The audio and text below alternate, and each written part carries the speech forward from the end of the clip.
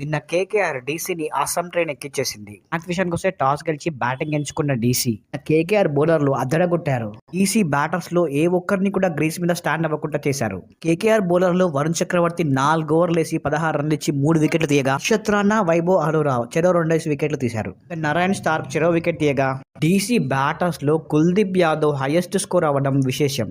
యాదవ్ 26 బాళ్లలో 35 రన్నులు కొట్టి 5 4లు 1 6 ఉన్నాయి. అందులో 20 ఓవర్లు పూర్తయ్యేసరికి డీసీ 153 పరుగులు మాత్రమే చేసింది. 154 పరుగులతో బరిలోకి దిగిన కేకేఆర్ ఓపెనర్ అయిన సాల్ట్ విధ్వంసం చేసి పడేశాడు.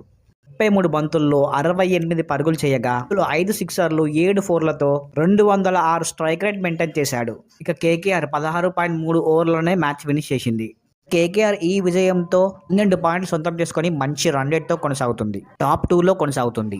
డీసీ 10 పాయింట్లతో 6వ స్థానంలో ఉంది. Please subscribe.